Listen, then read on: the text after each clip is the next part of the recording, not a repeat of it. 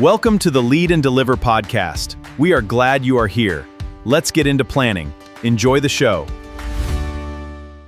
Hey everyone, welcome back to Lead and Deliver. I am Joshua Updegraff, founder of Kingdom Planning and Lean Six Sigma Green Belt, and today's conversation is one I've been looking forward to for a few months. My guest is Amanda Chambers with the Institute for Organizational Leadership, IOL Global. She's the CEO.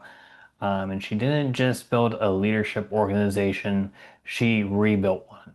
After her family's nonprofit closed during a season of real loss, she felt a clear call to reopen it and take it somewhere new. What she's built since then is a team, a platform, and a philosophy that takes servant leadership seriously in faith-based environments and in the boardroom. We talk about what integrity actually looks like in project management, how Christian leaders can burn out quietly before anyone notices, and why Amanda believes AI is just a tool and the ethics of the person using it matter far more than the technology itself. This one runs deep. I loved this conversation, and I really appreciate the relationship and development here. And I think you'll find something worth in it as well. Thank you guys so much for listening. Let's get into it. All right, welcome back everyone to another episode of Lead and Deliver. We have a super special guest on today, Amanda Chambers. She is the CEO of the Institute for Organizational Leadership, also known as IOL Global. It was originally founded by her parents over 30 years ago as a nonprofit. But after the organization closed during her mother's illness, Amanda recently reopened IOL Global with a vision for modernized leadership development, serving Christian business owners and ministry leaders. She brings over 25 years of experience in project management and corporate leadership, holding a CAPM credential and extensive background in executive coaching, branding, instructional design, and LMS development. She's deeply committed to servant leadership, human-centered leadership, and equipping leaders with tools to navigate complexity and burnout. She also hosts a podcast called Lead with Legacy Podcast and has built IOL Global's work around purpose-driven leadership development. So welcome to the podcast, Thank you, Josh. Amanda. Quite the intro. You dated me by saying how long I've been doing that. No, thank you very much. What an honor to be on with you. I know I had the extreme honor of having you on our podcast, and we have kind of gone back and forth on some things. It was great to get to know you better, and thank you. Thank you for the honor of being on, and I hope that I can add some value to what you have going on. That was quite the up talk there, I think. No, no, you are very well versed in kind of the same lane and the same passion that the Lord has drawn me into. So whenever I came onto your podcast and we talked about all of that, I was like, oh, well, and it's a no-brainer to Yeah, have her absolutely. on. A lot of what you do is what my mom and dad did. The 30 years that they had the company is a lot of not the same exact model, but a similar kind of thing where they went in and worked with churches and helped with church growth models and things like that. And so we have a lot of common in that because I grew up in that. That is not particularly the direction that we're going right now. Not that it couldn't be, because we have some of IOL's original strategic partners on as strategic partners now. We're doing, which we'll talk about, but we're doing some curriculum development and things like that. But we're not in a competing space at all, is what I'm trying to say. No, yeah. But we do have a lot in common, which kind of brought us together, and we've had some common conversations, which is good. And I'm again super happy to be on with you. Awesome. Yeah, for sure. So yeah, let's talk about that. Your parents founded IOL Global over 30 years ago as a nonprofit. So you kind of grew up in the environment, I'm assuming. So like walk us through growing up in that environment and your corporate career in project management and what drew you to come back to IOL Global after Yeah. it closed to So continue that legacy. Yeah. So my well, I'm also a preacher's kid. So just get that out there for everybody. I've come a long way in that. So, but yeah, so my mom and dad have been in ministry since before I was born. And they pastored at several different churches. We were in North Dakota when I was young at a college, a Christian college up there. When it closed, and this is just kind of the high level, we moved to just north of Atlanta in Marietta, Georgia. And so I've spent most of my life there. And my parents opened this company. Originally it was opened as Marketplace Resources was the name of the company. And then later on they changed it to the Institute for Organizational Leadership. And then we kind of shortened it later after that to IOL Global. And so they ran this business extremely effectively. They did a lot of church growth consulting. They also did a lot of business consulting. They had churches all over the world that they went into consulting with. My dad had been to Korea for consulting and all kinds of different places. They also had some clients in the Bahamas, so they actually had a second home there for a while. Not a bad gig, by the way. And so, yeah, I aspire to get there. But anyhow, my mom was diagnosed with cancer in 2016. And shortly thereafter, it was just, it was a necessity to kind of close down the business. And for a while, we kept, everything on the legal end open and available in case, things got turned around. Eventually, though, she ended up passing. And so we officially closed down the company, and I went to work in a project management role for a little over 6 years with a very, very intelligent gentleman who I'm so blessed that I was able to have the opportunity. And then actually almost exactly a year, I should look it up. I think it's like August 6th, I reopened the company. And I actually reopened the company really on the pretense that I was just going to take some contract work and have it legitimately run through a company. My dad had kind of been on to me about, you should reopen the company. I was also a co-owner of another company many, many years ago. So it's not my first go around. I was like, no, I don't want to own another company. I don't want to do it. I don't want the stress that comes with it. And so I really opened the company back up again, just to do some contract work with some people. And then I just felt a real calling of the Holy Spirit telling me, I really want you to, I have a big background in marketing as well. And so I just felt this real pull from the Holy Spirit of, I want you to use this tagline, serve God, serve people. And I want you to come out in the corporate world, with your faith and this, that, and the other. And it was a little bit of a difficult transition. We talked about this before, but I wrestled with the Holy Spirit a little bit on it. Like, I don't know about that. I don't know how that's going to go over, Right. And finally, after a little bit of this and back and forth, because I have a tendency to do that, I acquiesced and I created some marketing materials, and I just kind of put like a soft launch out to some people that I knew. And immediately the response was overwhelming of people wanting to work with me, I wasn't prepared for that because it was just me. And so I was like, yeah, no, that's not exactly what I meant, because I really only have one of me. And so through that process, long story short, I began building a team.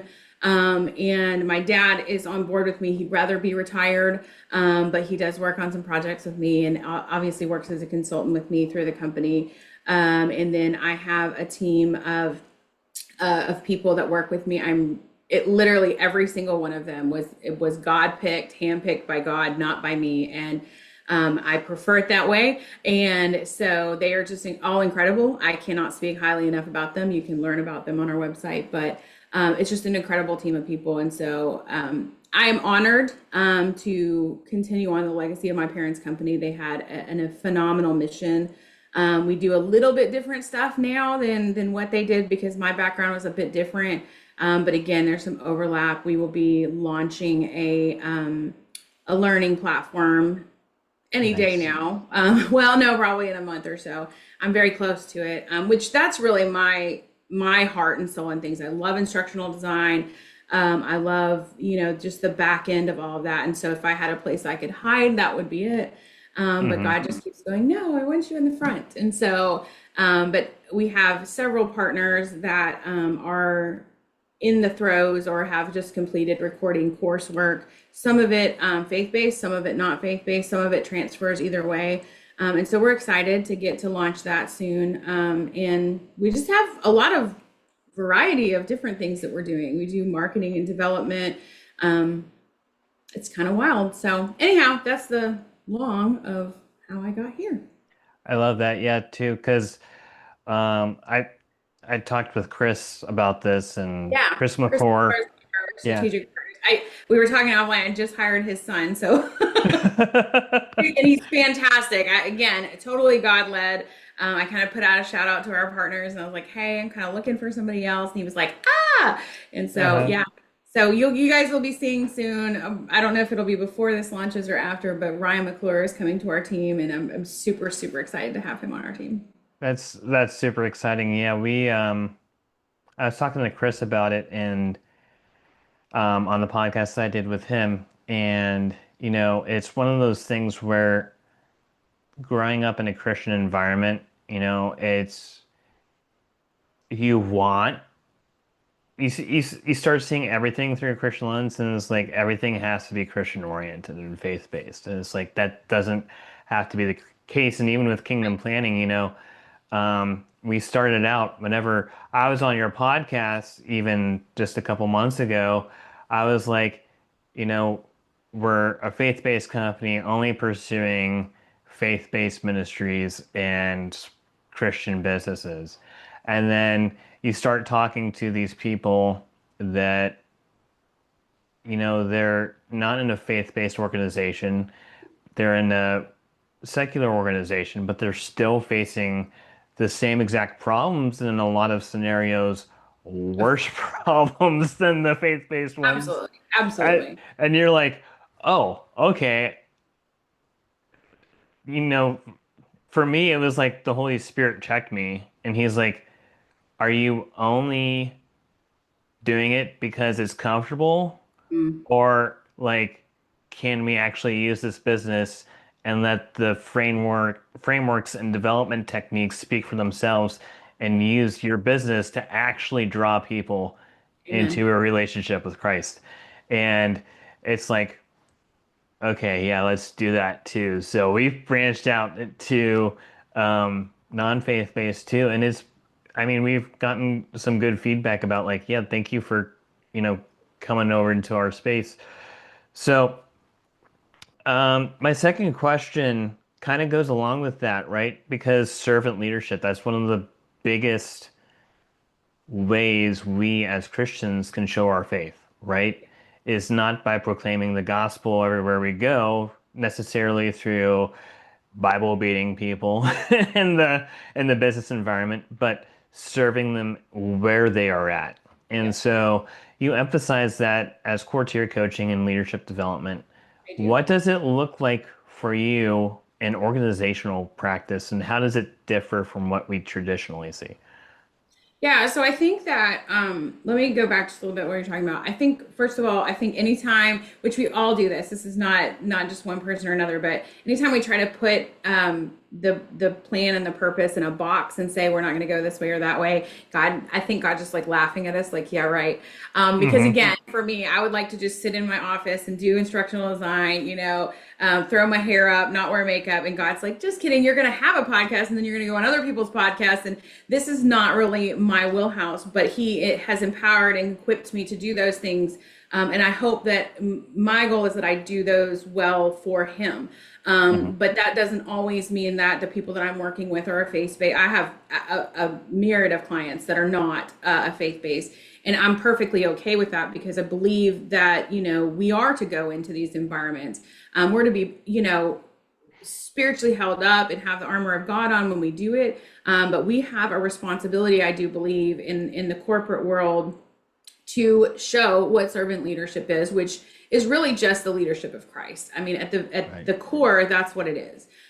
So for me, yes, it's an incredibly big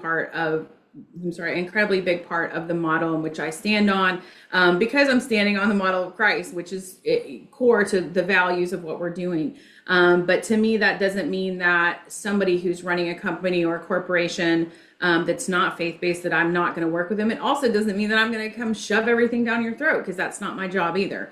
Mhm. My job is to show servant leadership, and I mean overarchingly, first to my family, first to my team, and to anyone that we encounter and work with or don't work with. And so what that means is putting, God first in everything, and putting serving whoever we're working with, or again, whoever we encounter, putting their needs and um, their organization first in things. For instance, I have a client that I work for on contract, and I work for them daily through some different things that we do, marketing and stuff. And it's not a faith-based organization. Not that there are not people in the organization that are faith-based, but they are not it's just a totally different genre of work. Right. And but we have a lot of conversations, and there have been some times when I have been on with them, on individuals in the organization, on teams meetings, discussing things. And I've just stopped and been like, hey, let's pray about this, or, whatever's going on, let's pray about it. Only when it's Holy Spirit led, and only when I know that it's appropriate. A lot of times being a servant leader is just in the way that you act, and not so much in what you say. Or sometimes it's in what you don't say. So I think we get lost a little bit in that. I think, especially as Christians, because a lot of times I think we come in like guns ablaze and like, oh, I gotta tell everybody about Christ. Well, yeah, you do, but sometimes you just tell people about Christ by the way that you act and the way that you behave, and because you don't act and behave the way that other people do. And so, I'm pretty big on that. I think, especially being a preacher's kid, growing up in church, I don't make any secret about that.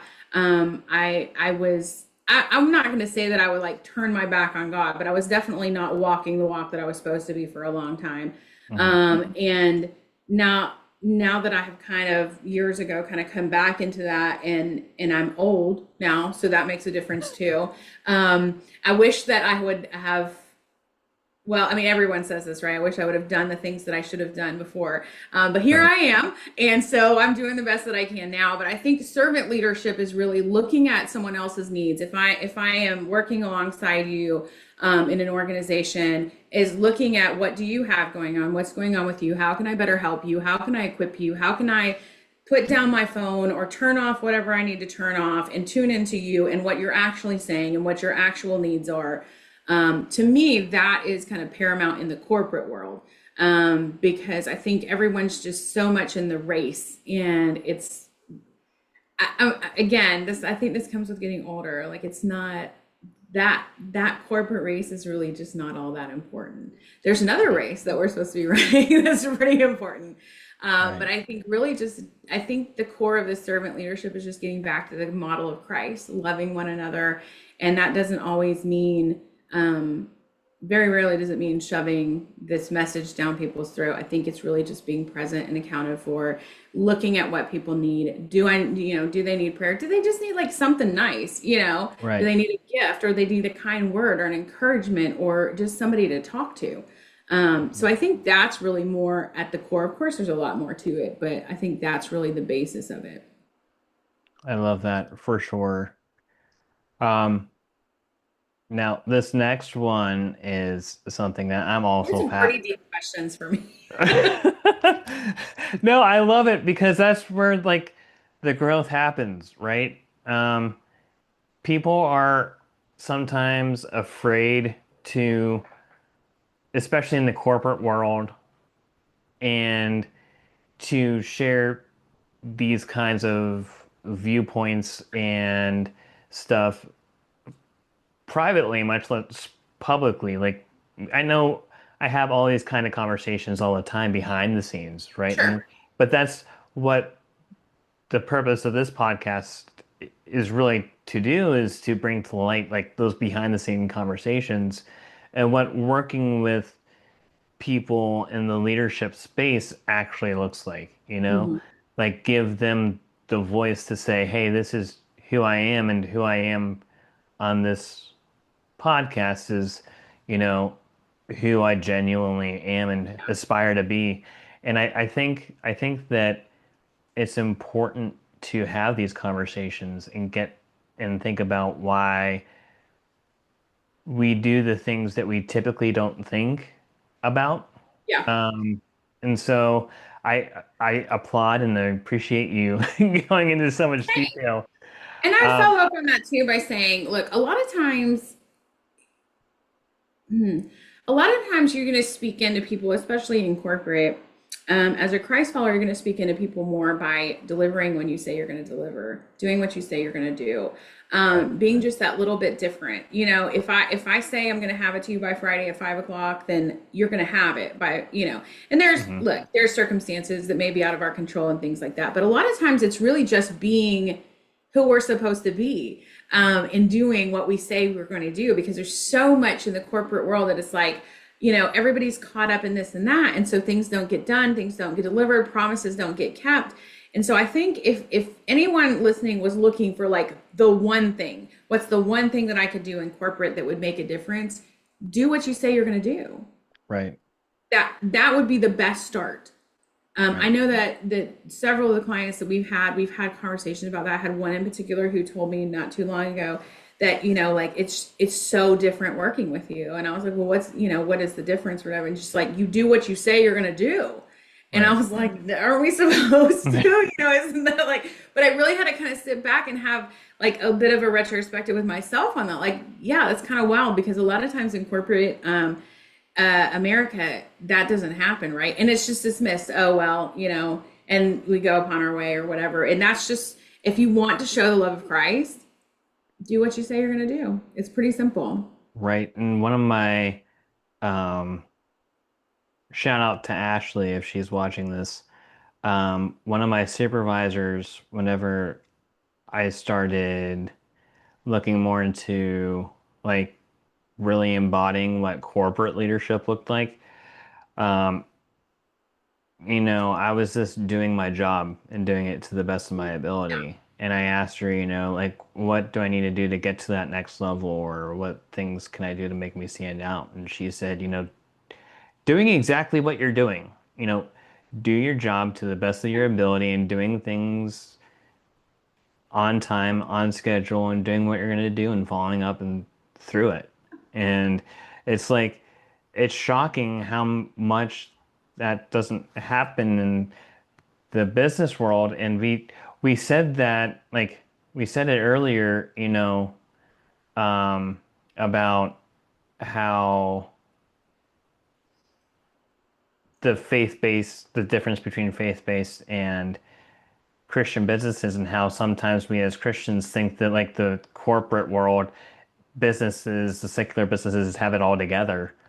And then you go into the corporate environment. I think that's one of the things that's kind of missing from the corporate environment, is just, you know, working with integrity. And that comes to the next question, you know, project management.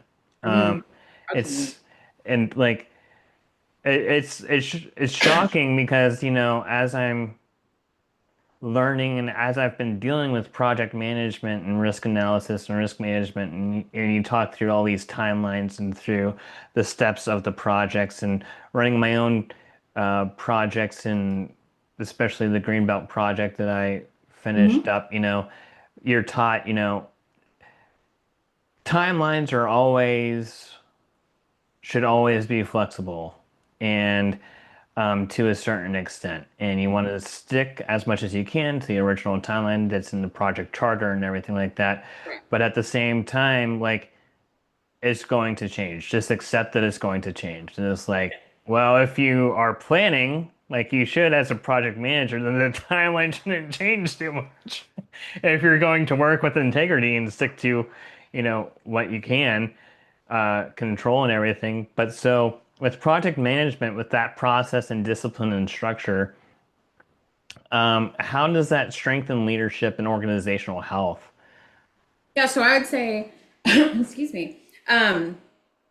Here's the thing. Second to following up to just doing what you say you're going to do, communicate, right? Just communicate. So if you're running a team or you're working alongside a team, or even one person, communicate with them. I think the biggest failure that I see in that, hold on one second. I'm so sorry.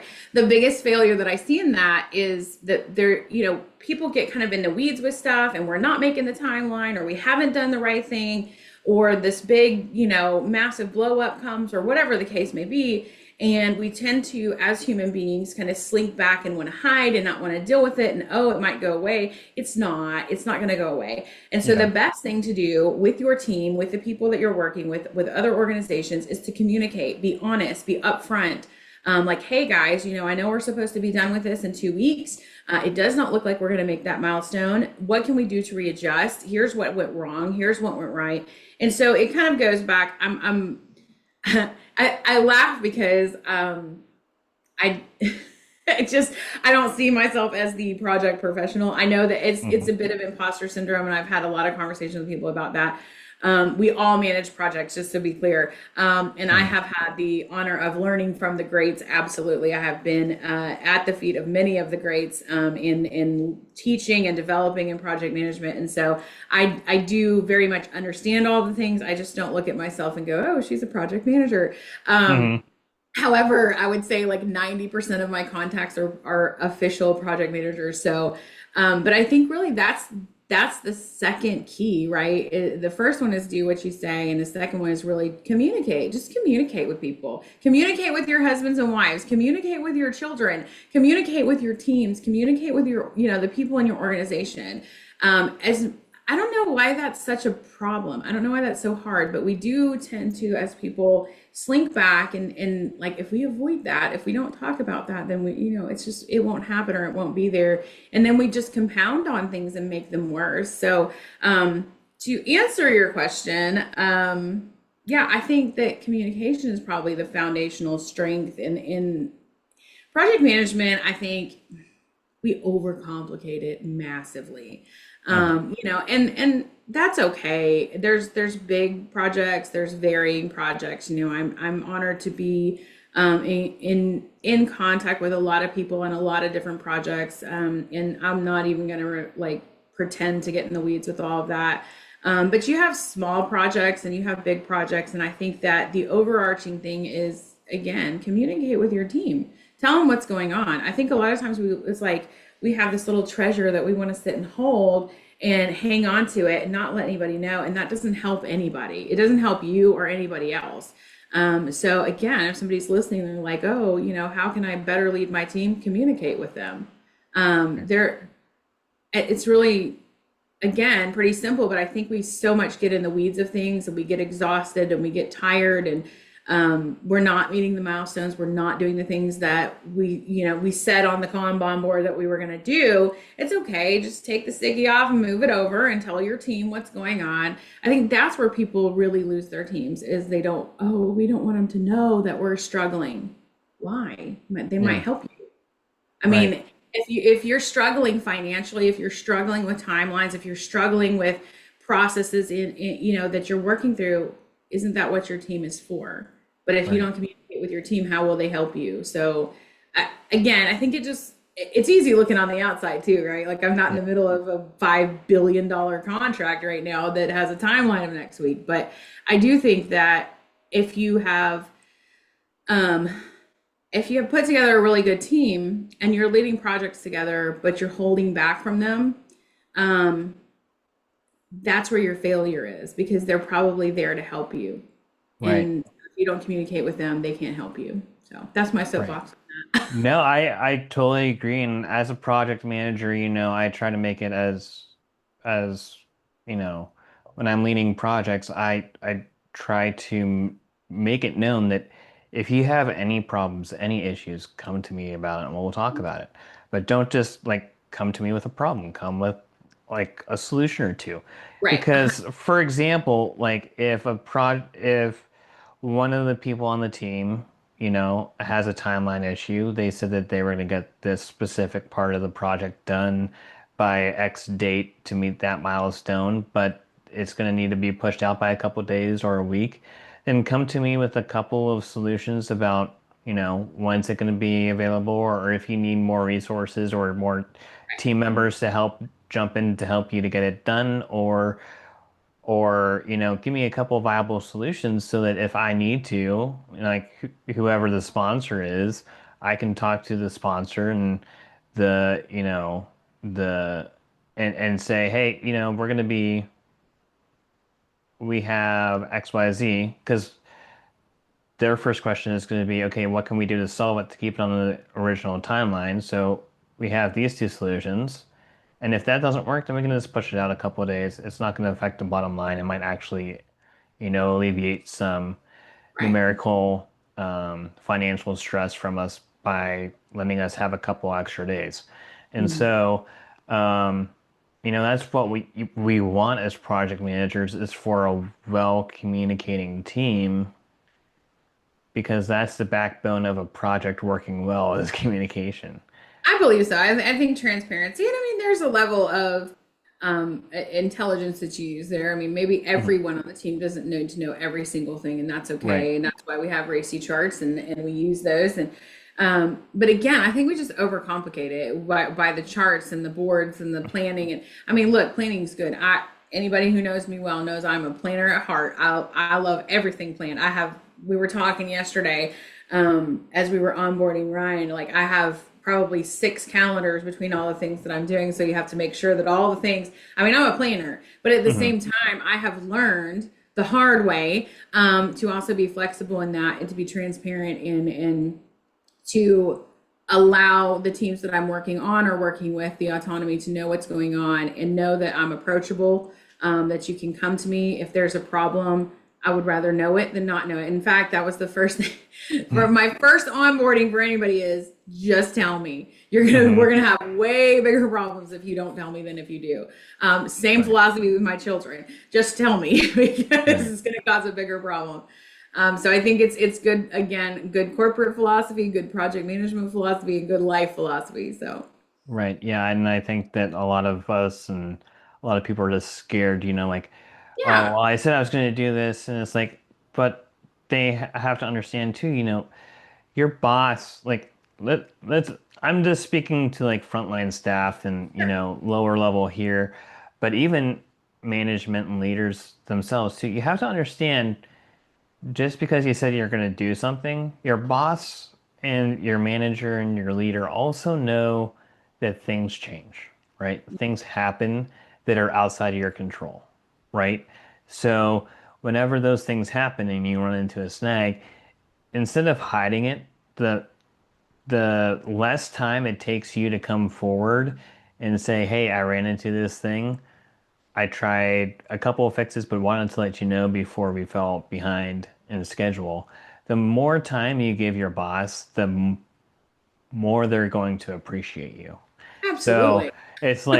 it's like okay, instead of giving me like 30 seconds to come up with a plan of what to do, or coming to me 2 days after the project is due and having me reach out to you and being like, okay, I'm a little bit annoyed right now. What's going on? I haven't received any communication from you, and the project's 2 days overdue. What's going on? Instead of that happening, come to me as soon as you run into a problem. Then we can discuss viable solutions and fix the Well, the problem flip before it side of becomes that a problem. too, yeah, the flip side is to be the leader that can accept that, right? Hmm. And so not only does your team need to be receptive to doing that, to communicating back with you or to telling you the hard things, you have to be the kind of leader that can listen to the hard things and not fly off the handle and not get, in a rage or, whatever. You also have to be, this goes back to the servant leadership, but you also have to be the type of leader that will mop the proverbial floor, right? So Hmm. if my team comes to me, there's not anything that they do that I cannot do or I'm not willing to do. I may not want to do it, which is why I'm pretty transparent about that. Like there are things that I don't want to do, so I'm hiring you and empowering you to do it. I don't necessarily always want to know every single thing. I don't want to be copied on every email. I trust my team. I empower my team. I want them to do the job and come to me and report if there's something that we need to know. But I'm also super willing, again, a learning process, super willing to get in there and do the hard stuff, walk through the mud if we have to. If somebody comes to me and says, well, I can't get this done or I can't do this or there's a blocker for this or whatever it is, okay, then let's jump in and do it. So I think it's a two-pronged approach to that one, you need to empower your teams, give them the autonomy to do the things that they need to do that they're good at, because I'm hiring people because they're good at what they're doing. I don't need to sit over their shoulder. I don't need to read every single thing that they do. I need to be able to trust that they're doing the thing. And if they're not capable or not able, or they run into something that is causing a stumbling block, they need to come to me And again, the second part of that is to be receptive of that. And instead of admonishing them for it or getting onto them or why did you do that or why did you let this happen? It's like, okay, let's figure it out. Let's figure out what we can do. It's not the best case scenario. This is not what we wanted to happen, but how can we, get in here and fix it? And that does not also mean like taking over and overarchingly just fixing the problem. I want them to learn how to fix the problem as best as they can. And so I think, again, it's two-pronged, right? You have to give them the ability to do it on their own and give them that open door of here, I'm here. It's again, goes right back to Christ, right? There's grace, there's mercy, come to me and we'll figure it out. Not that I am Christ, but it is my job to model Christ to my team. Mm-hmm. Absolutely. Love that. Going along with that, IOL Global's work draws from collaborative frameworks and thinking in the project management and leadership fields. Can you talk about the importance of proper attribution and collaboration in leadership development? One of my favorite things, actually. So yeah, I'm really big on collaboration. Not everybody loves that word. I kind of like it. I love working with other people. And when I say with, I mean with. Again, that kind of goes back to the same idea. With my personal team, I very much want to hire people that are smarter than me. I stand very, very high on that platform. I cannot do everything, nor do I want to do everything. And I want, one of the things that when I started this journey last year and I opened up the company officially and was hiring people and all that, one of the things that was really on my heart that I've really continued to pray about a lot too is for God to send the right people, and they would be his people that are on this team, but also that they have the ability to lead on their own and their own different directives and things that they're doing. And again, have autonomy in the things that they're doing, and collaborate well with not only our team, but again, because we work with other clients, those teams as well. So sometimes we have to be integrated into other systems and other teams and things like that. And so I want for my team at IOL to be an openly collaborative partner with whoever we're working with. Whatever the circumstances, that we go in and we do well, that we serve like Christ would serve, that we do our work like Christ would do it. And a lot of that is having a team that is equipped. That's the other thing, is if your team needs something, you need to do your absolute best to provide it. And we have literally everything at our fingertips. So there's not a whole lot, So, and I tell them, if there's a program you need, let's get it. If there's something you want to learn, let's learn it. I don't, and let me caveat with it. There's some limitations to that, right? Like if you want to go to a $10,000 conference, I'm probably not going to send you just because I can. If anybody's going on a $10,000 anything, it's going, it's going to be you. Yeah. I'm very frugal, so that's not going to happen. But for the most part, I want people, I definitely want people who are smarter than me. I want people to teach me too. And that kind of goes back to Titus 2. I think I kind of look at that as, I want to have a team of people who are teaching me that I can reciprocate that and teaching them things as well. But I don't ever want to be sitting up on some kind of pedestal saying, oh, well, I'm the CEO. I know all the things. I do not know all the things. I am in this position because of the grace of God, honestly. And it is not lost on me that this is God's work. This is God's position. And I am to steward that to the absolute best of my ability and empower and equip my team and the teams that I work with to do the work that we're set out to do, whatever that is. So when it comes to collaboration, I think that's so important within our internal teams, but also outward facing. I love having collaborations with people. With IOL, we have what we call strategic partners. That is something that goes way back to when my parents had the company originally. And so those come in different facets. They come in different, they look different for each partnership that we have. But what that generally at a surface level means that if we are in partnership, if we are working together, then it is also my team's job to promote that team as well. And so because we are in a business of marketing and development and things like that, and social media, and all of that, a lot of times that will mean that we are setting out to specifically market those people as well. Because if you're a strategic partner with us, we have some kind of contractual work that we're doing together, first of all. But second of all, it only behooves my team that you do well. And Right. so the collaboration is that we will hopefully help you do well. And then that helps everyone in the long run. And so again, goes back to the leadership of Christ, that we're all in it for the long game and we're working together for a reason. And Right. so you will a lot of times find, and we have a whole page on our website about it, you'll a lot of times find us promoting other people. And that's because that's what I feel we've been called to do. When our values align, when things are lining up, and we're, well, let me caveat too that it means that we're working together. Typically, we have, again, a contract of some sort that we're working on a project. Like, for instance, I have one of my clients, we just published a book and a workbook, and we're working on some course development. But also that collaboration doesn't end when the book releases, or it's an ongoing, we're happy to collaborate in that manner, and to promote those partners as well. And so that's kind of the collaborative spirit of that. Then we have some people that we work for that don't not for any ill, there's some government type stuff and stuff like that we can't just really put forward facing and stuff, but there's still a behind the scenes collaboration in those things. So I hope that answered your question. I think I got off on a tangent. No, you're good. You're good. Loved it. So let's talk about one of my favorite topics, but probably one of the most controversial topics in the faith space, incorporating AI into coaching and leadership development. The number one. Yeah.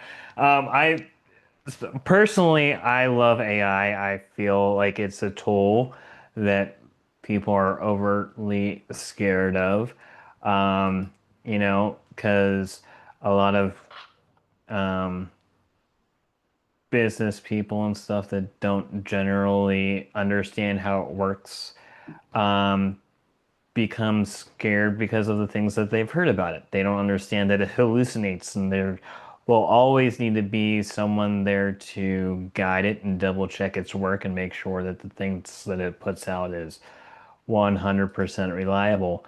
But what opportunities does AI create for coaches, and what limitations or dangers do you see that maybe other leaders and coaches in the space aren't looking at right now? Yeah, it's kind of a loaded question. We could probably have a whole podcast. Yeah. I'll try to keep it. So for those listening that don't know me very well, I again stand on a platform. Our team is AI forward. We work alongside quite a few teams that are also very AI forward. We have the amazing opportunity to be in partnership with a company called AI Agility, which they teach, Matt Zimbrowski, who is incredible, teaches safe and effective and I lost the word, but just safe use of AI. He teaches how we properly use these platforms, and I'm losing all my words. I got excited on AI. Anyhow, so our team has had the unique opportunity to go through some very, very rigorous training on AI to learn how to ethically is the word I was looking for. Yes, yeah. To ethically use AI. Yeah, I think you're right. I think in the faith-based sector, you see a little bit more hesitation. Oh, should we do this? Is it the mark or what? Yeah. I don't think so. I've spent a lot of time in prayer about this, a lot of time in seeking. Here's the thing: anything can be used negatively, right? We can take anything. We can take the Bible and people twist it and turn it, and the Bible tells us that, right? So there are so many things in this world that are quote unquote worldly that we could take and we could use in a negative manner. There are also things that we can take in this world and we can use them to further the kingdom. And so after a lot of prayer, a lot of conversations, so I have a lot of conversations about this. I do my own podcast, and again, I do some series for different clients where I interview and things like that. And we have a lot of conversations about AI. I do not, and I might hopefully don't get crucified for this, but I do not think that it is a negative thing. I think it's positive. It has really given me the capability to grow my business, to grow my team, to grow the capabilities. My caveat on it is this, okay? There is an ethical way to use these tools, just like other tools. There is a right way and a wrong way. There's the good and the bad in everything, right? This computer that we're talking on right now, we could use it for all kinds of evil, or we can choose to use it for good. And so I stand on that platform with the AI. So those who are kind of vacillating, like, should I or shouldn't I? Is it, is it evil or whatever? No, I don't believe that it is. Am I an authority on it? No more than you or anybody else, I don't think. I think the authority is Jesus on it. I think the authority is Christ, that you need to go back to the principles of Christ. Are you using it appropriately? Are you using it ethically? Are you using it to further the kingdom in whatever way? And that, look, again, that doesn't always mean like we're coming in guns ablaze and thumping our Bible. That's not what that means. Are you using it for good, or are you using it for things that are not good? Right. Your phone, you can use that for good or evil. You have a choice to make. So that's intrinsic in all of us, right? What choice are you going to make with it? So again, a platform that I could go way, way, way, way on for. For my team and what we do and our partners and the things that we're doing, I don't know how we would go on without it at this point. Right. We've had some conversations and things that I've done, like, when you guys can't see my setup, but if you could see all the things that I have going on, all my screens and all the, my microphones and lights and all these things that are going on, those things didn't exist 20 years ago. We didn't have dual screens 30 years ago, where I can just slide this and slide that and do this. So these are things that we're evolving as humans. We're creating things. And again, I go back to, I can take any object and make it a negative, make a negative impact with that. It's what I choose to do with it in my heart, and what I believe what the output is, as far as, are we using it correctly, ethically, morally? I'm a big proponent of AI. We use a lot of AI. I'm also a big proponent of pen and paper. There is never a time when you come on my desk and there's not a notebook and a pen. I'm pretty old school when it comes to stuff like that. I still, even with all the tools available today, still make a written list every single day. So I believe in the value of that as well. I'm a very visual person. So when I write it down, it just makes more sense to me. Right. I also have, over to the right here, I have a paper calendar that I use very religiously daily. I tell everybody on my team, if it's not on that calendar, it's not happening. It doesn't happen. Yeah. You can have it on every other calendar, every electronic thing, every whatever, but if it doesn't get on that calendar, it's probably not going to happen. So, I mean, I kind of employ a bit of both. But yeah, I feel like the opportunity to utilize some of these tools, again, ethically and morally, has really given our team an opportunity to do things that we were doing the things, but it's kind of given us the one up on certain aspects of things that we're doing. And it just helps me be able to communicate more effectively in a more effective and better timeline. I can get through emails. I can get through, there's automations. I'm not super big on the automations because I'm a very in real time, kind of face to face. I'm kind of old school and that kind of stuff too. So if I'm replying to an email, I might use AI to refine some things that I want to say. I wouldn't go so far to say as I don't do that, because I do. But there's automations in AI now that you can just set up and it'll reply to all your emails. I don't want that. That's a little too much for me. Yeah. Because I really do want to know who I'm talking to, and I want them to know where my heart's coming from. But we've been able to do some pretty incredible things. And so, yeah, I don't know if I answered that question or not, but let's see. No, you did. You did. I think, well, for sustainable practices, just to follow up on that, you need to equip your teams. Here's the problem that we're running into with AI, is that we have all these tools and all these, these opportunities to utilize these tools, but we're not training our teams. And that's one of the big reasons. And I'm not just saying that because we're a partner with a trainer. You could use anyone. It's important that you train your teams, that you learn how to use these tools too, and that you know what they're doing, number one, and that they're trained, that you have the settings correct, so we're not sending everything out into oblivion. There's a lot to that. And so, that can be a little overwhelming, especially for like a small business like you or I. It's like, oh my gosh, how would I, get my team trained? Well, there's opportunities and there's options out there. Again, we had a fantastic opportunity for our team to go through some pretty rigorous training. I really think that it's more about teaching them how to ethically and morally utilize the programs, to not cross over any lines that shouldn't be crossed over, and things like, because I think that's where that's with anything, right? Though, I mean, like if you're not utilizing it properly, if you don't really know what you're doing, then you can kind of get in the weeds and get in trouble. So that would be kind of like my hot take on that, is like AI is, if you're scared of it, learn about it. If you're worried about it, learn more about it. Talk to people who are utilizing it. Talk to people who are professionals.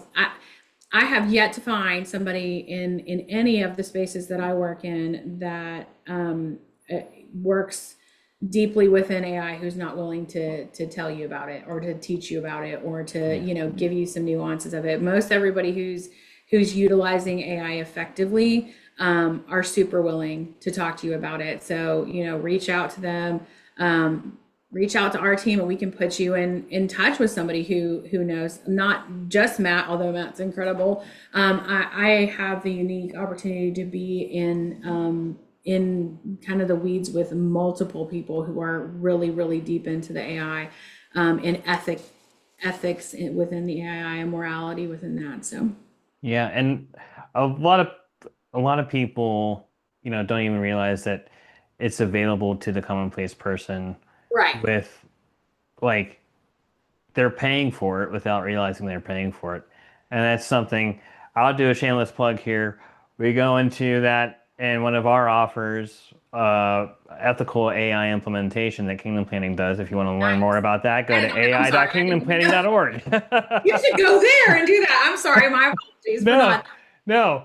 Yeah, no, and I mean that's my point though, is that there's people like you who want to empower people to know better, and people should absolutely come to you and say, how do we do this better?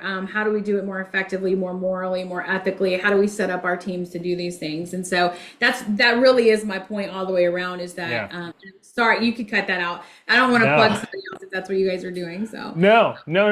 It's just something that I do at ai.kingdomplanning.org again. that's fantastic. It's just ethical implementation of the basic programs for Yeah. no added prescriptions, like subscriptions, because a lot of people are like, I don't want to subscribe to anything else. It's like, you already subscribed to it. So, so Yeah. but yeah. I think that's fantastic. I think it's fantastic that you're offering it. I think it's wonderful, the people that are trying to spread the word about the good. Again, anything that we could use any of these devices or tools or programs for things that are not good. It's a choice that you have to make. And we need to learn to use the programs and use them well. So go and utilize Josh's program, and so I will plug you as well. So. And if you need I almost said deeper programming. If you need That deeper, too. deeper training on AI implementation and what that looks like on a more scalable basis, please go to Miss Amanda and I her would team. caveat that Matt and his company, it's AI Agility. That's going to be more of like a larger corporate. We were blessed to get kind of snuck in with another group because we are a very small company. And so, but kudos to you guys for doing that too. I think it's so important. It's really, really vital. And I think that's where it gets, like, anytime we are not informed about something, then it's confusing, right? And so we have questions. So make sure you find the right people like Josh and his team to answer the questions that you have. And if not answer them, find out the answer for you. So. Yeah, absolutely. So I have a couple more questions here that I definitely want to touch on. But the first one being, you know, so huge right now, and I think this kind of ties back to the AI question, burnout among leaders, right? Especially Christian leaders, is on a scale that, you know, we haven't really seen before. Um, though with burnout in Christian leadership spaces, I feel like it's just expected to be the norm at this point. Mhm. Um, Unfortunately, that's the case. Yeah. But what do you observe about the causes, and how do you help the leaders build sustainable practices and rhythms that take them out of that burnout cycle? Yeah, so I'm respectfully, I'll push back a little bit because I don't know that it's more prevalent now than it's ever been. As a Okay. preacher's kid, I kind of grew up in that world and saw so many faith-based leaders burn out and get tired and fall this way or that way. And so again, in all due respect, I think, yeah, I think it's with everything, right? We see more because everything's in our Right. face. Right. But I can attest to, even as a young child, watching so many people that I respected so greatly in the church, in the church communities, and in those kind of environments, just absolutely burn out. I think a lot of it is it's just the world is heavy. It's Hmm. then and now, right? I think we look at it now and we're just like, a lot of us look at it and go, oh, everything is so, like, it's so much worse now. It's really not. Yeah. It's the Bible tells us that this is going to happen, right? All of this is going to happen. Are we nearing an end? I'm not a theologian. I cannot attest to that. I know that there are a lot of really great people that I follow, listen to, try to model things off of, and try to run the race that God has me on for the purpose He has me on. I mean, this morning my husband came in and I was getting ready, and he was saying, are you okay, or whatever, is everything okay? And I was like, I'm just, I'm tired today. I'm tired. And I am. That's just honest and transparent. I'm tired. I'm getting, my podcast is approaching 52 episodes this year and I'm blessed by it, right? It's something that God asked me to do that I was not seeking to do. But to be honest, I'm tired. So I'm tired of fixing my hair and my makeup and figuring out I'm tired. And so I think part of it is that we need to be honest about that. This is a long game race that we're in. If we're Christ followers, then to do the will of God is nowhere in the Bible does it say it's going to be easy. I'm going to tear up on that one. I don't think that I'm burnt out so much as that it's a heavy burden that we're all carrying, right? I want you to know about Jesus. I want the listeners on our show and the people that we encounter to see the love of Christ and to know that there's such a better way to things. But I also want everyone to know that doesn't mean I'm not tired. I get tired. Preachers get tired. Preachers' wives get tired. Preachers' kids get tired. The church gets tired. And so I think it kind of goes back. When I read this question, I was like, wow, I don't know that I'm equipped to speak on that question very well. And so I was actually just oddly enough sitting there this morning kind of praying about it, and the Lord just kind of put one of the Psalms on my heart, Psalm 62:1, that we find our rest in the Lord, right? And so when you're tired, you need to go back to the originator and ask for the strength. A lot of times, especially the later season of the podcast that we're kind of getting in this year, a lot of times, so I record on Fridays. I prefer to record on Fridays because I have a lot of other things I'm doing during the week. And the attack of the enemy will come Thursday night for me. And I know that now. Because I will. It's just kind of that mentality of, oh, I'm tired. I got to get up in the morning. I don't really even know some of the people that I'm talking to. I've prayed a lot about who, we let on the show, or it's kind of, I don't want to say let on the show, but, who God brings in our path. And Right. So sometimes it's a little overwhelming for me, right? Because I'm like, well, I don't really even know what we're going to talk about. But the flip side to that is that overwhelmingly every single Friday I walk away like, oh my gosh, that was the best conversations. I learned so much. I grew from that. God really blessed me in that. And so it's just kind of a mentality attack, I think, as we go in it. And I think so going back to the burnout, we get in the weeds, all of us, right? I can't tell you how many people, primarily men, that I have had the opportunity to work with in the corporate world that encounter this burnout. And my take on it is that we're not resting in the Lord. As cliche as that sounds, is like, as you know, to really simplify it down, I really think it's that we're pushing to get deadlines done. We've overspent on our budgets. And I'm saying this like as an overarching kind of corporate America, right? We're trying to keep up with this and keep up with that and meet deadlines and make this happen and make sure our teams are paid. I think one of the largest burdens that in corporate we have is like making sure the teams are paid, right? I mean, that's just real, right? Because when every other Friday or whatever your pay schedule is like, oh, am I going to have enough? Is so-and-so going to pay me? And is the other person going to pay me? And what if they don't pay me? And again, those can be used by the enemy to kind of come at us and say, you shouldn't do this or you shouldn't do that. I do not want to like in any way, shape or form kind of tout my own horn or anything like that. But when I chose to open this company, again, it's God's company. I do not provide for this company, God does. And so that is one of the things that I've really been able to kind of lean on is like, okay, if this is what you want me to do, which I do believe he's asked me to do it, he will equip financially, emotionally, spiritually, physically, and he does. And that my point going back to the podcasting on Fridays is that every Friday he equips me. Satan tries to kind of put it in my mind and my soul, oh, you're too tired, maybe you should cancel, maybe, haven't canceled one yet, hope I don't have to. But it's just really like the devil knows how to get to you, right? He knows little things about you. He's been studying you for a long time. And so for me, that's one of the ways, are you sure you really want to do this? Are you sure you really want to be on, you could just sleep in, and I could just say, oh, I don't want to do it today. I'm the CEO, cancel all the things. I could do that. I could be that person.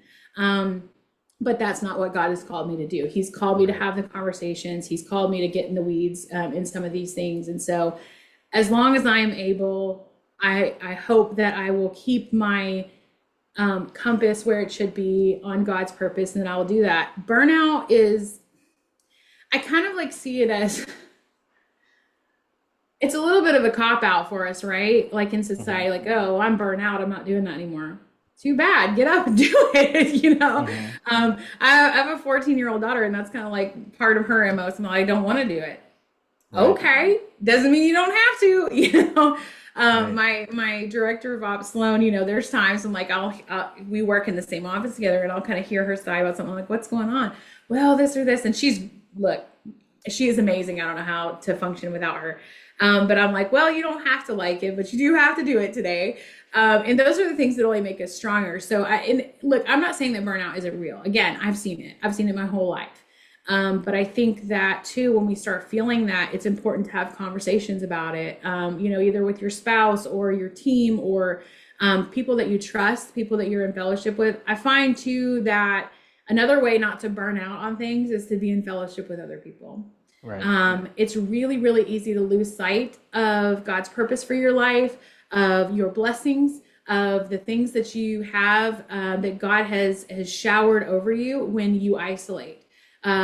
Satan wants us to isolate. He wants us to be alone. He wants us to believe the lies that he has for. That's just the truth. That absolutely 100% the truth. I'll die on that hill. But also to the exact opposite, that God wants you to prosper. He wants you to be in fellowship with other people. He wants you to listen to other people that he's brought in your path and openly, with open ears, listen to them. If you are not in fellowship and you are not in community with other people, you are not walking a Christian walk.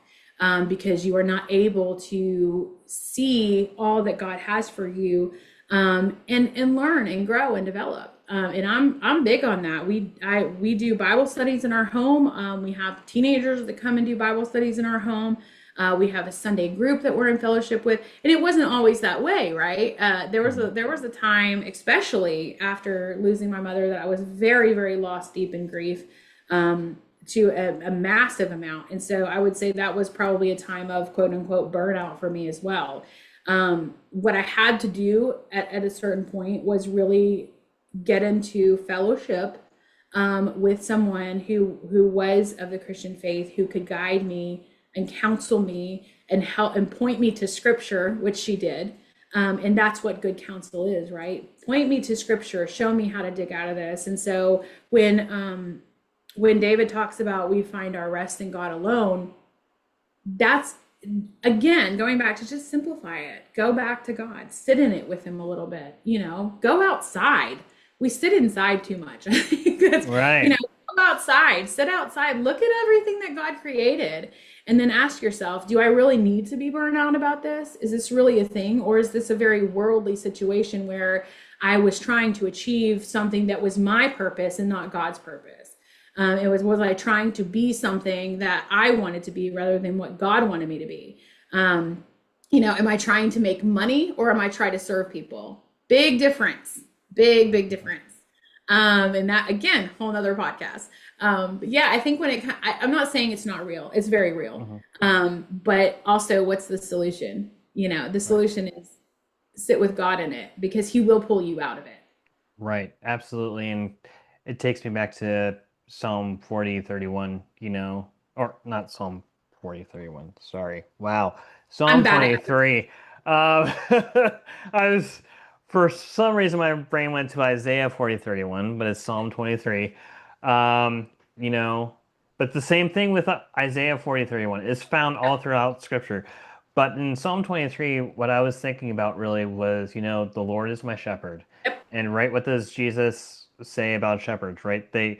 My sheep know me because they know the sound of my voice. They hear me because they know the sound of my voice. And so when we listen to what God is saying, the next part of that verse says, he makes me lie down in green pastures and beside still waters, and it's like he wants us to rest. But whenever we listen to him, he gives us a rhythm of rest that is a natural outflowing. But whenever we aren't listening, we tend to skip that. Absolutely. And truly, like, if you're burning out, you're feeling on the point of burnout, or you're just overwhelmed, or you're any of those things, right? Go back again to the biblical model. Are you resting? Are you working on Sunday? It doesn't have to be Sunday, on your Sabbath. Are you taking a Sabbath? You probably should start there. And I have failed in that before. I have tried really working from home. You can very easily fall into that trap. My office is right here. I can walk in here anytime. I can reply to anybody on anything. And so some things, just practical things that I've implemented is I do not, unless it is just an absolute emergent situation or I've had something, out of the blue come up, I do not work on Saturday. I do not work on Sunday. I do not turn my computer on anymore. I used to. I don't turn my computer on. There's certain applications that I don't even have on my phone. So I can't even get notifications for those things over the weekend. It won't, when I get back in, when I come in here on Monday, then I will look at it then. There's some very simple, very practical boundaries that you can set that helps you kind of step away from that burnout a little bit. If you aren't giving yourself a break, reprioritize that. I promise you, nothing is going to implode. It will be there. I think that's a very, very worldly corporate view that, we have to be on 24/7. And, I have to know, and this, we can take this phone and we can have it at our fingertips and know everything and reply. That is not God's design. That is not God's purpose. These things are useful. Again, they're tools. We should use them as appropriate as we can. But I have yet to find, and again, I'm not running some billion-dollar corporation, but I have yet to find that walking away and taking a break makes everything implode. In fact, it helps me. It lets me regroup. It lets me have time to think about things more clearly than sitting at a screen. And so my kind of fun thing is we have a little pool, and so in the summer months, I'll just go out there because I'm a big gardener. I love plants, so I'm big into that. And so we have a lot of plants out there and stuff. And that's just kind of my peaceful place. It's not everybody's thing. And I get that. Some people might want to ride a bike or run. I'm not a runner. And so, whatever, find something that you can kind of ground yourself. God has purposed each one of us, and he's also equipped us with different things that we enjoy and that we can find peace in.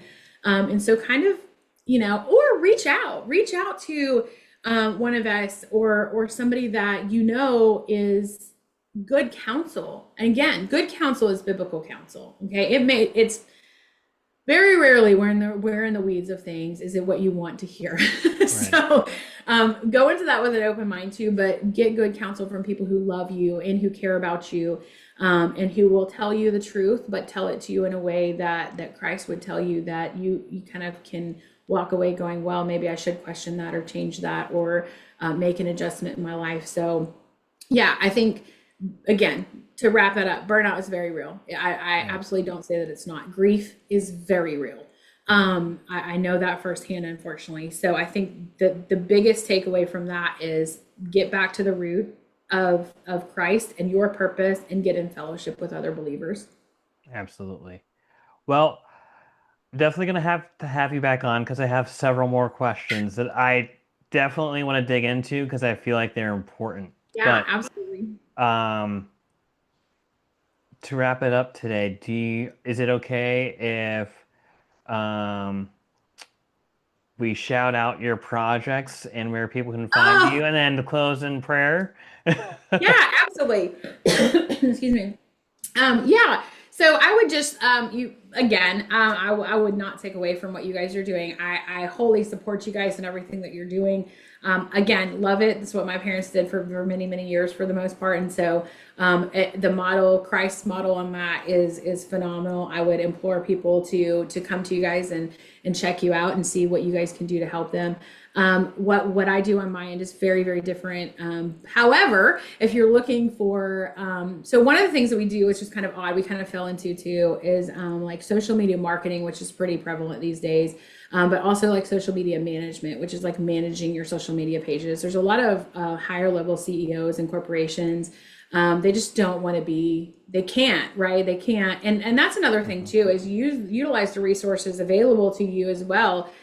So for instance, if you want to start taking that break away from things, and not being so front facing and feeling like you have to answer every LinkedIn thing.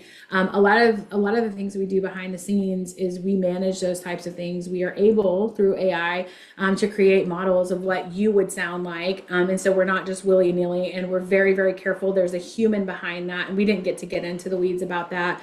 But I would just caveat that with all things AI, there needs to be a responsible human behind those things, vetting those things, and not just letting them out into the oblivion. But our team does a lot of that. We really do enjoy that. I think we're managing about 9 different channels, different people's channels, and some of those have 3 and 4. So that's kind of an interesting thing that we do that I don't really super put out there a lot, but it's a lot of fun. I would not say we're any like big corporate marketing firm or anything like that. We also don't have the prices of a big huge, but we do a lot of marketing and kind of pushes and things like that. And then really the most exciting things for me at this particular point is we're working with several clients on book projects. I'm finishing one up this next week that we'll be launching out. So we're working on what we do is the editing, copy editing, proofreading, and just the refinement, and then putting it into the formatting necessary for publishing. And so that's a lot of fun. We have my dad works on that team, which is a lot of fun to work with him. He's a super, super expert. You'd have to go read up about him.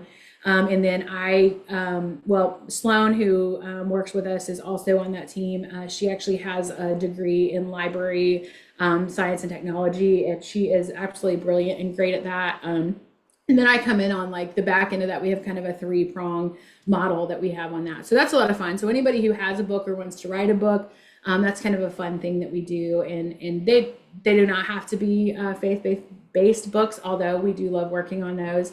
Actually was talking to somebody recently about a kid's book. And so that sounds super fun for us as well. And so, yeah, there's quite a few things. A lot of people ask us, like, what do you guys do? I don't know, whatever God says we're supposed to do. I don't know. I really, if it's in our wheelhouse and we can help you and we can serve you, then we're happy to do it. And so, yeah, that's kind of it. And then you can go on IOLglobal.com and you can kind of look at our strategic partners and what they're doing. We have some great partners that are speakers and authors and things like that. Speaking is not in my wheelhouse, and I do have no desire to go do that. The fact that I'm doing it on here is enough for me. So, but that's kind of like the generality of it. I'm super blessed to have been on here. I hope that something that we've discussed kind of resonates with somebody and speaks to their heart in things. And again, I think, the biggest takeaway is just to point back to Christ, go back to that biblical model of what Jesus taught us to do. And if you don't know, if somebody is out there listening and they don't know what that means, reach out to one of us. We're happy to talk to you about that. It's really more simple than we make it. Most things are. So Absolutely. Well, I'm going to close with some prayer, and then we'll say goodbye to the listeners for this week. Yeah. But Lord, thank you for a wonderful conversation. Thank you for the continued fellowship and relationship that you've given us. Lord Father, I pray that you would continue to steward it well, that we would continue to steward it well, Lord Father. I pray that you would continue to bless both IOL Global and Kingdom Planning, Lord, as we continue to grow in our relationship with our clients and with you, Lord, and that you would continue to sow blessings and provision for us, Lord.